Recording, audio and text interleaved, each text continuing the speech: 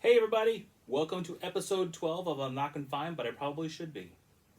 And today, it's Friday on the couch, and we're going to break with our normal pattern here because there is a new movie out.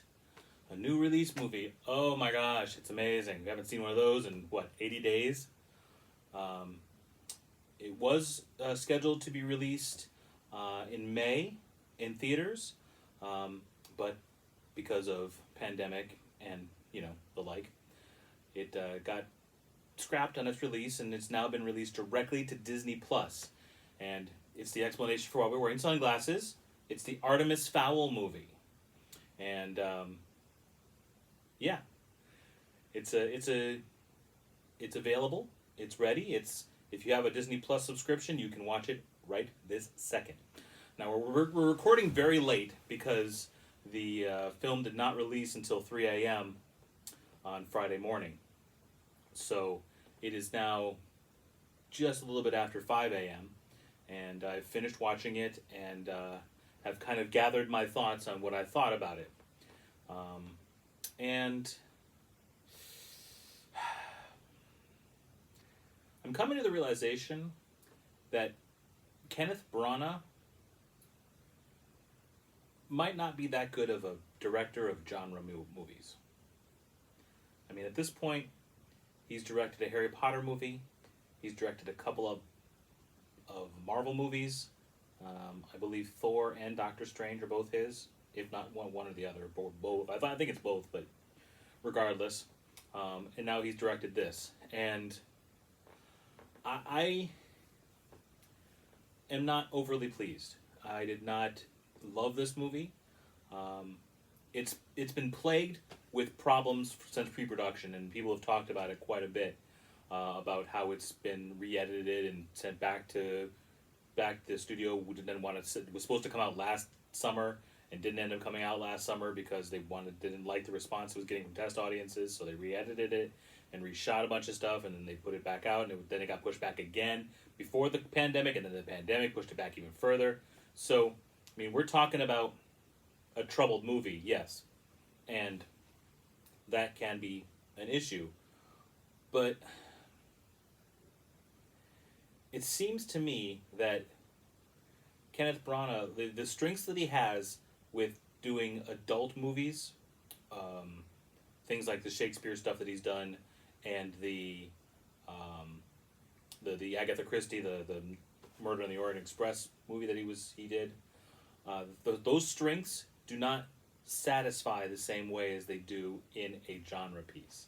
So if he's doing fantasy or sci-fi or comic book or whatever, it gets a little talky. It gets a little exposition heavy, and I love exposition. I'm not somebody who is against the concept of exposition. I find exposition to be one of the fun things about watching movies is you get this great backstory, you get to learn about new worlds and new things, and that's all great. But when it becomes tiresome and self-serving and becomes a lot of the same beats without putting in any kind of real point in them, and when they're just delivered to you in rapid succession. All right, this is what a troll. This is what a fairy is. This is what a fairy and a dwarf are. This is what a and going down the list and just kind of rattling it off like he's reading entries in an encyclopedia. It becomes less enjoyable than watching a movie. You watch a movie, you want to know the characters, you want to know the emotional core behind it, and then you get your story. So what's this movie about? This movie is about a young boy named Artemis Fowl, who is actually Artemis Fowl Jr. His father is a antiquities dealer. We find out later he's actually a thief. But he steals magical items that are of danger to the human or fairy worlds. Now we find out that the fairy worlds, it's a whole sub-race of people, and they live at the center of the earth, and they come up to the earth's surface to protect their own interests, really. They're not really involved in our world. There's a fairy unaccounted for in the real world. If the humans see it, we'll lose everything. So they try and keep to themselves. They try and make sure that they stay a secret. They don't want any humans to know about their existence, and that's where they are. These artifacts that Artemis Fowl steals are for the protection of both worlds, and he does it on his own. His family's done it for years and years and years, and that's one of the backstory issues that we didn't get any kind of information about because it's just kind of told to us. This is where your father kept his entire life's work, and his father before him. Oh yes, my father and my father's father, and my father's father, and my father's father did this, and now I'm doing this, and now you're going to do it soon. Oh, what? You know, it's not a really elegant way of depicting in a movie what's going on. I'm sure the book had it a lot more detailed, and you got big scenes of the different generations doing this.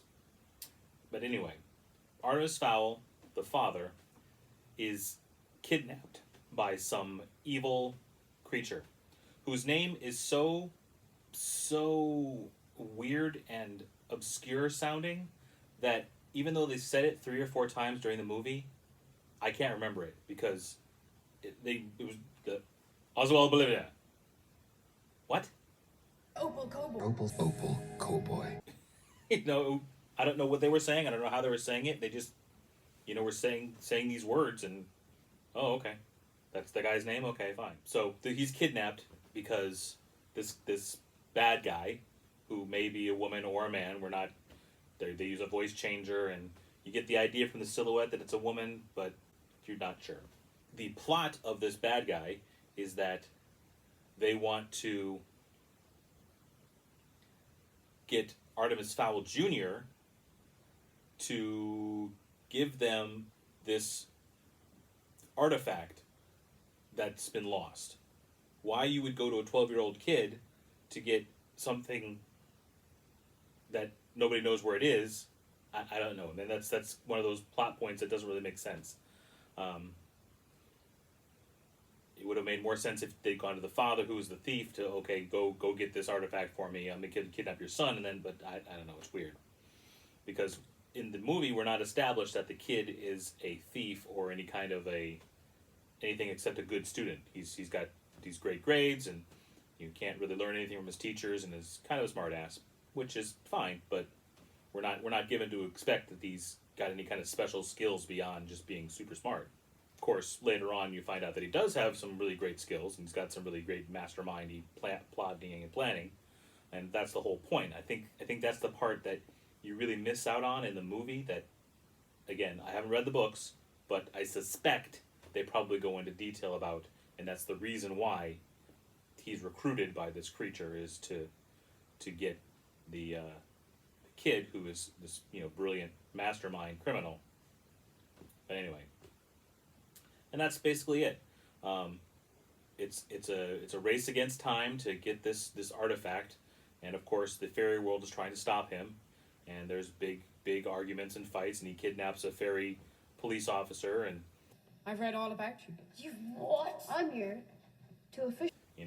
Holds her hostage to try and get them to do what he wants them to do, and they do, and it's a there's shenanigans and fun, and yeah, that's about how it goes. I didn't love this movie. I mean, if you can tell from what I've been saying, I didn't love the movie. I just felt it missed a lot. It didn't have hardly any heart. It didn't have hardly any kind of real character development. Even the relationship between the father and the son is glossed over in such a way that you don't understand it. You don't understand why his fascination with his father is so much when they spend so much time telling you how much the father neglects him and is so busy doing his work that he's not paying attention to the son. You get a much stronger connection between Artemis Fowl and his manservant. All the butlers will be proud of you. Kind of a Bruce Wayne and Alfred kind of vibe than you do with his father, and I don't get that. The relationship between the people that end up being friends by the end, and it just doesn't spend any time doing anything with relationships, which is bad, because if you're not going to spend time doing relationships, you better have a whole lot of explosions, and he didn't have that either, which is just sad. For something that has so much fantasy elements. I mean, imagine going through the entire Harry Potter series, or the entire first Harry Potter movie, and the entire time you spend probably half the movie with the Dursleys, and then skip over most of Hogwarts and go directly to the fight with Quirrell. You don't meet Ron and Hermione. You don't really have any kind of interaction with learning them and getting to know all the characters. It's the same kind of thing. You don't really get to know any of these characters and their relationships because they don't spend any time together.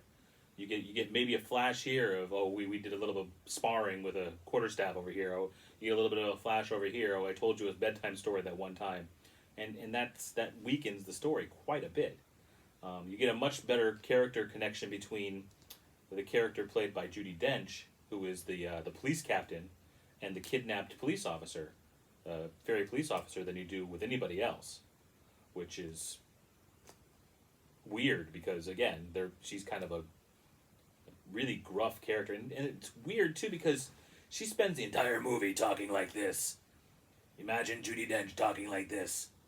I don't know why that is. Josh Gad, also in the movie, and Josh Gad being the actor who played Olaf the Snowman, or the voice of Olaf the Snowman in Frozen.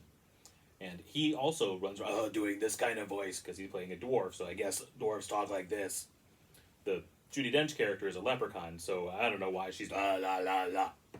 It actually becomes a joke in the movie where they're talking to each other, and there's a line that Josh Gad says, it's listen to us just gruffing at each other over and over.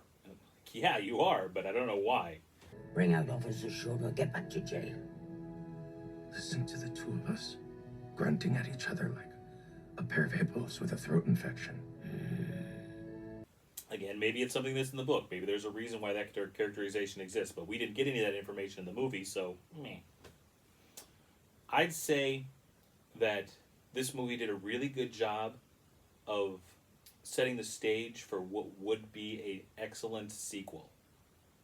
It's an awful first installment and probably will mean that there will not be a sequel because it's so bad, but because of all the setup work that they did in the first movie, the second movie could have jumped right in head first running, and you would have had a lot more interactions and a lot more relationships built in that you didn't have to explain.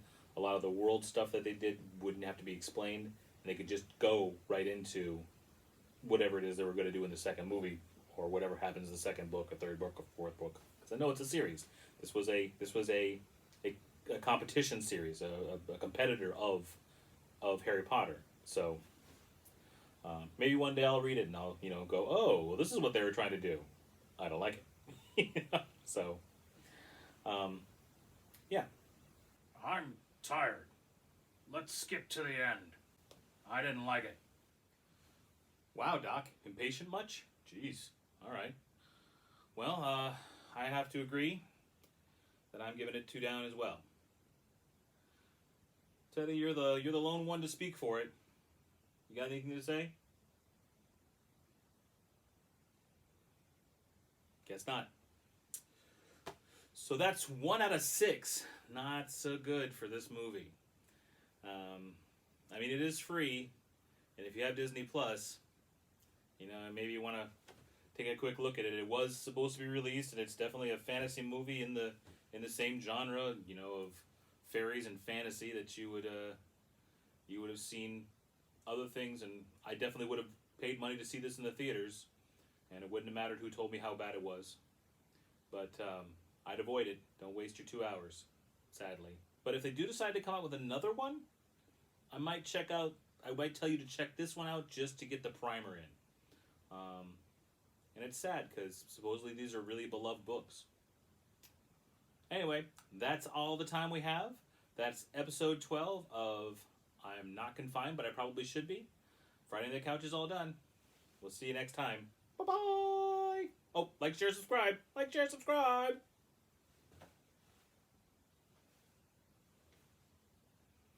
I didn't like it.